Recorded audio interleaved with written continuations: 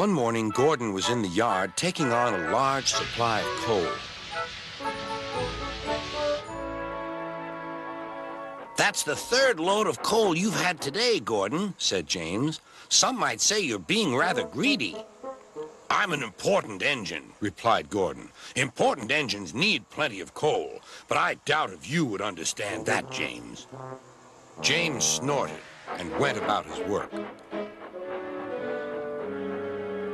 Later, Gordon was taking on water from a standpipe because the water tower was under repair. I wouldn't drink too much of that water if I were you, Gordon. It might give you boiler ache. "Pah," said Gordon. "What's this, educating Gordon Day? First James, now you, Duck. Big engines have big needs. Little engines are just annoying." "Don't say I didn't warn you," laughed Duck. Later, Gordon steamed into the yard at the big station.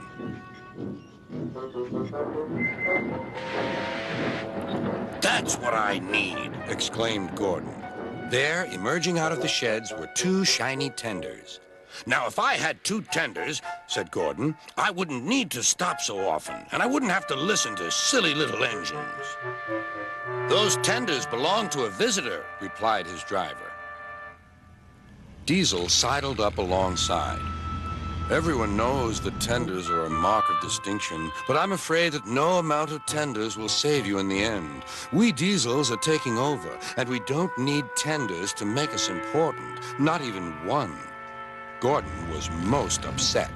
He was feeling just the same next day. "I'm not happy." "I know," said Duck. "It's boiler ache." "It's not boiler ache," protested Gordon. "It's..."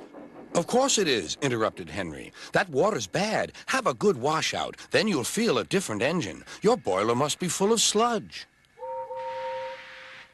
"Don't be vulgar," huffed Gordon. He backed down onto his train, hissing mournfully. "Cheer up, Gordon," said Sir Topham Hatt. "I can't, sir. Is it true what Diesel says, sir?" "What does he say?" "That Diesels are taking over." "Don't worry, Gordon. That will never happen on my railway." "One more thing, sir. Why did the visitor have two tenders?" "Because he lives on a railway with long distances between coaling depots." Gordon felt better. But Henry started complaining. He banged some cars angrily.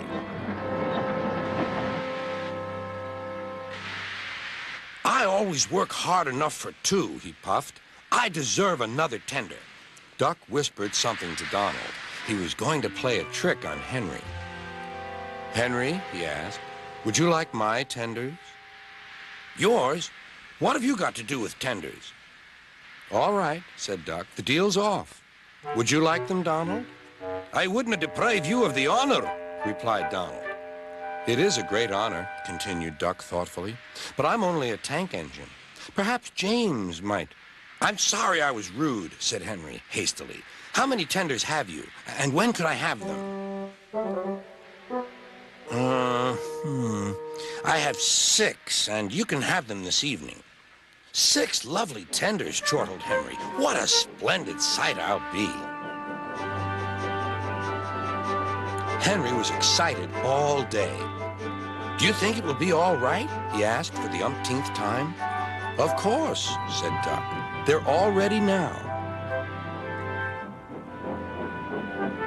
The other engines waited where they could each get a good view. But Henry wasn't a splendid sight at all.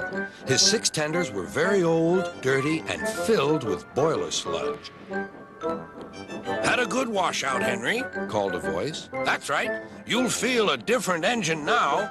Henry was not sure, but he thought the voice belonged to Gordon.